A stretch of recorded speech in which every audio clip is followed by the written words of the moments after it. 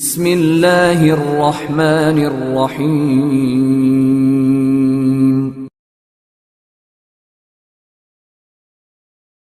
اللہ کے حبیب صلی اللہ علیہ وسلم کی خدمت میں ایک شخص حاضر ہوا اور اس نے اذن جہاد طلب کیا۔ حضور میں جہاد پہ جانا چاہتا ہوں، مجھے اجازت مرحمت فرمائے۔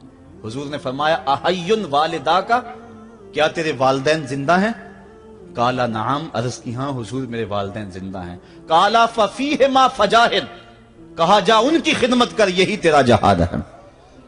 ماں باپ کو بلکتا ہوا چھوڑ جائے اور آپ جہاد پہ چلا جائے، ماں فالج میں گری ہوئی ہے اور بیٹا تبلیغی گشت پہ چلا جائے، باپ تڑپ رہا ہے اور بیٹا پیر کی چوکھٹ پہ جھاڑو دیتا پھرے، اللہ راضی نہیں ہوگا۔ میں سچ کہتا ہوں، اپنے بھی خفا مجھ سے ہیں، بیگانے بھی ناخوش، کہ میں زہر حلاحل کو کبھی کہہ نہ سکا کند۔ بات وہی کہتا ہوں، سمجھتا ہوں جسے حق، نئے ابلۂ مسجد ہوں، نئے تہذیب کا فرزند۔ محمد عربی صلی اللہ علیہ وسلم سے بڑا پیر کون ہو سکتا ہے؟ لیکن حضرت وہ ویسے کرنی نہیں آ رہے۔ آقا کریم اپنے بٹن کھولتے ہیں اور کرن کی طرف، یمن کی طرف رخ کر کے لمبی سانسیں لیتے ہیں اور کہا میں رحمان کی خوشبو پا رہا ہوں۔ ایک دن صحابہ نے پوچھا بندہ نواز، جس کے لیے تڑپتے ہو، جس کی ٹھنڈی ہوائیں آپ کو آ رہی ہیں، وہ آپ کا بڑا پیار کرنے والا ہے؟ کہا ہاں میرے سے بڑی محبت کرتا ہے۔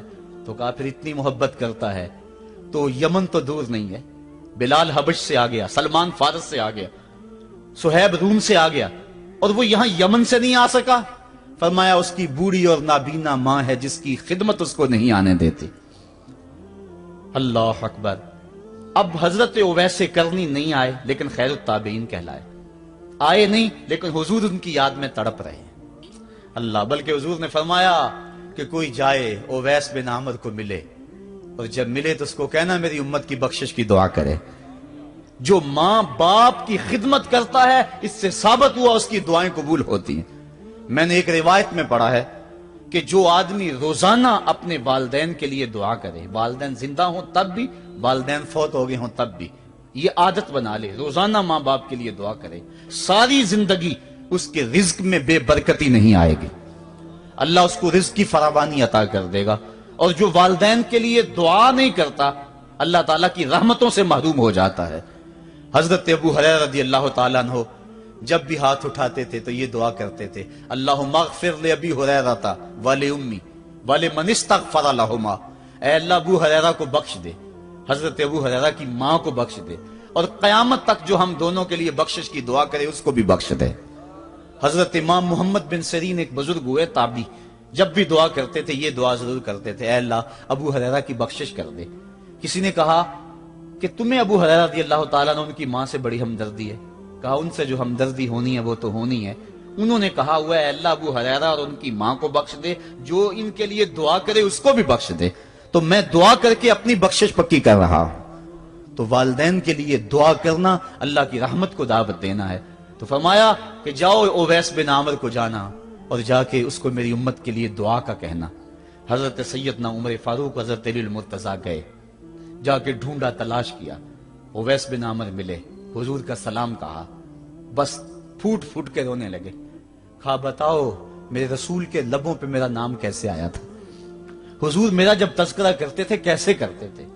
یہ درد دیکھا تو بولے کہ کیا آپ اتنی محبت رکھتے ہیں تو پھر ملنے کیوں نہیں آئے حضور کو؟ اتنا جو پیار رکھتے ہیں تو زیارت کرنے کیوں نہیں آئے؟ تو حضرت اویس کرنی نے بات کے رخ کو بدلا، کہا تم نے میرے رسول کو دیکھا؟ تم نے میرے رسول کی زیارت کی ہے؟ کہا ہاں ہم تو صبح و شام وہاں رہے ہیں۔ کہا پھر بتاؤ حضور کے یہ ابرو جڑے ہوئے تھے یا کھلے ہوئے تھے؟ اب دونوں حیران ہو گئے۔ کہا تم نے تو دیکھا، میں نے تو دیکھا نہیں، تم بتاؤ نا، پھر میں تو گیا نہیں، مجھے کہتے ہو گیا نہیں، تم بتاؤ حضور کے ابرو جڑے ہوئے تھے یا کھلے ہوئے تھے؟ حیران ہیں۔ کہا حضور آپ ہی بتلائیے۔ کہا کوئی دور سے دیکھتا تو جڑے ہوئے نظر آتے، قریب آ کے دیکھتا تو کھلے ہوئے نظر آتے۔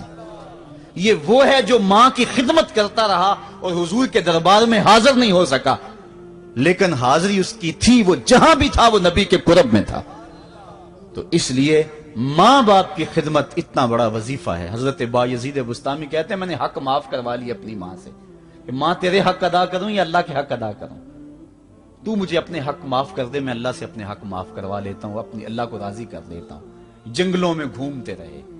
12 साल बीत गए। एक दिन दोबारा आए, बुस्ताम की समत से गुजरे, ख्याल आया चलो माँ को सलाम कर जाऊं। तहज्जुद का वक्त था, रात का वक्त था। दरवाजे पे खड़े रह गए कि मेरी माँ सोई होगी, मैंने कभी कोई खिदमत नहीं की माँ की, तो अब उठा के तकलीफ क्यों दूं। सारी रात खड़े रहे। जब तहज्जुद का वक्त गुजरा तो नाली से पानी आया। समझ गए कि मेरी माँ तहज्जुद के लिए उठी है। दरवाजे के करीब हो गए तो माँ ने हाथ उठा लिए, कहा अल्लाह, मेरा बेटा बा यजीद तेरी तलब में निकला हुआ है, मैंने उसे अपने हक माफ कर दिए, तू उसको अपना विसाल अता कर दे। हजरत बा यजीद दरवाजा खटखटाने लगे और माँ के कदमों में लिपट गए और रो के कहने लगे, जिस रब को मैं जंगलों में तलाश करता हूं वो तो रब मेरी माँ के पास है। तो माँ की दुआओं में अल्लाह की रिजा है। माँ राजी हो जाए तो समझ लो खुदा राजी है। अल्लाह ताला जल्ला शानहू ने इरशाद फरमाया, वक़दा रब्बुका अल्ला ताबुदू इल्ला इय्याहु, तेरे रब ने यह तय कर दिया है कि उसके अलावा किसी की पूजा नहीं करोगे। व बिल वालिदैन इहसाना, और वालिदैन के साथ उसने सुलूक से पेश आओगे। इम्मा यबलुगन्ना इंदकल किबरा अहदुहुमा औ किलाहुमा फला तकुल लहुमा उफ़्फ़िन वला तनहरहुमा, अगर तेरे पास दो या दोनों में से एक बढ़ापे को पहुंच जाए तो फिर उनके सामने तूने उफ भी नहीं कहनी और ना उनको झिड़कना है और उनसे नरम लहजे में बात करनी है। जब माँ बाप जवान हो, बच्चों की जरूरियात पूरी कर रहे हैं, उनके तालीमी अखराजात और उनके मुआशी सारे मामलात दुरुस्त कर रहे हो, तो उस वक्त तो वालिदैन की बच्चे ताजीम करते ही हैं। इम्तिहान उस वक्त शुरू होता है जब माँ बाप बूढ़े हो जाते हैं और चलने फिरने की सख्त भी नहीं रहती, सिर्फ सांस की एक डोरी लटकी रहती है। और जिस तरह बच्चा अपने बदन से मक्खी भी नहीं उड़ा सकता था, अब ये हालत माँ बाप पर आ गई और बच्चे की तरह मिजाज चिड़चिड़ा हो गया। जमाने के हालात बदल गए, लेकिन माँ की पुरानी, बाप की वो पुरानी रवश है, वो उसी अंदाज में उसी डगर में बात करता है। ये आजमाइश के दिन है, ये इम्तिहान के दिन है। अब देखना है वालिदैन की इस वक्त ताजीम कौन करता है। फरमाया, इम्मा यबलुगन्ना इंदकल किबरा, अगर तेरे पास वो बढ़ापे को पहुंच जाएं, दोनों पहुंच जाएं, या तेरी खुशकिस्मती कि दोनों में से एक पहुंच जाएं या दोनों पहुंच जाएं, तो फिर उनकी तूने ताजीम करनी है। क्या, कैसे ताजीम करनी है?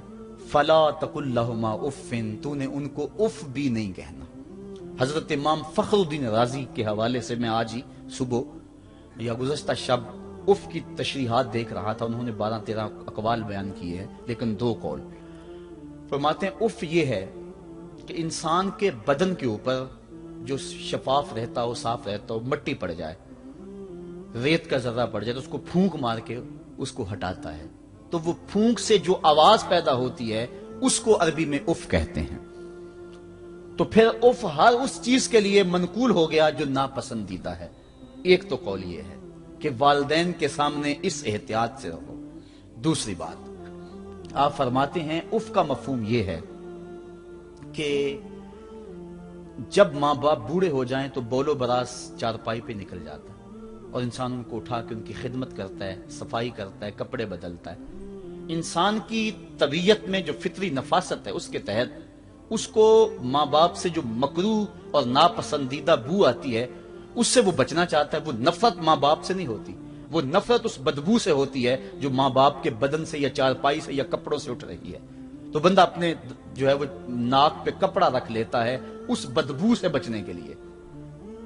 तो उफ के मफहूम को बयान करते हुए हजरत इमाम राजी कहते हैं कि इंसान को इस बात से भी रोका गया है कि तू अपने नाक पे कपड़ा रख के अगर उनको सफाई कर रहा होगा तो माँ बाप के नाजुक दिल पे कहीं ये बोझ ना आ जाए कि मेरा बेटा मुझसे नफरत कर रहा है।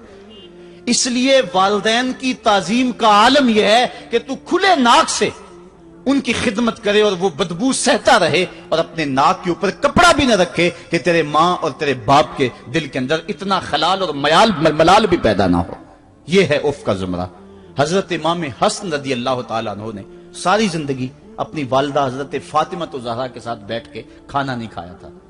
एक दिन हजरत सैयदा फातिमा ने फरमाया कि बेटा मेरा जी चाहता है कि मेरे साथ तुम बैठ के खाना खाओ, लेकिन तुमने कभी भी मेरे साथ बैठ के खाना नहीं खाया, क्या वजह है इसकी? तो हजरत इमाम हसन फरमाने लगे, अर्ज करने लगे, अम्मी मैं इस डर से आपके पास बैठ के खाना नहीं खाता कि कहीं किसी लुकमे की तरफ आपकी नजर बढ़ जाए और मैं अदमे आगही की वजह से अपने हाथ को उस लुकमे के पे डाल लूं और ना जान सकूं कि इस लुकमे को उठाने का इरादा मेरी मां के दिल में पैदा हो चुका है और मैं अल्लाह की रहमतों से महरूम हो जाऊं, इस डर से मैं आपके साथ बैठ के खाना नहीं खाया करता। यानी मां बाप की ताजीम का आलम यह है, उफ तक ना कहो। हजरत सईद इब्न मुसय्यब रदी अल्लाह ताला अन्हु जलीलुल कदर ताबी हैं, वो फरमाते हैं कि वालिदैन के सामने बेटे की हालत क्या होनी चाहिए। वो फरमाते हैं जिस तरह भागा हुआ गुलाम पकड़ा जाए और उसको पकड़ के जो है वो आका के सामने पेश कर दिया जाए, तो उस भागे हुए गुलाम को पकड़ के जब आका के सामने पेश कर दिया जाए तो जो हालत उस गुलाम की होती है, बेटे की हालत ये मां बाप के सामने होनी चाहिए। अब उन बेटों को सोचना चाहिए जो अपने मां बाप को दकियानूसी का ताना देते हैं और समझते हैं ये ओल्ड फैशन है, इन्हें क्या पता जमाना कहां चला गया है, और उनके फैसलों को मुस्तरद करते हैं। उलमा ने इस बात को तफसील के साथ बयान किया है कि शरीयत के जो कतई ज़ाब्ते हैं, उन ज़ाब्तों और उन कवानीन को और उन मामलात में तो वालिदैन की फर्माबरदारी नहीं होगी, अल्लाह की अगर मासियत होती हो, लेकिन जो मामले शक वाले हैं वहां मां बाप के कौल को तरजीह दी जाए। तो फरमाया उनके सामने उफ भी नहीं कहनी, वकुल लहुमा कौलन करीमा, और उनसे नरम लहजे में बात करनी है। वख्फिद लहुमा जनाह ज़ुल्ल मिनर रहमा, और उनसे बात और उनके लिए अपने बाजू बिछा लेने हैं नरम दिली की वजह से, नरमी की वजह से। जब जानवर जमीन की तरफ रुख करता है, ऊपर से नीचे की तरफ आता है तो अपने परों को सकेड़ लेता है, तो उसके लिए ये लफ्ज बोले जाते हैं वख्फिज लहुमा जनाह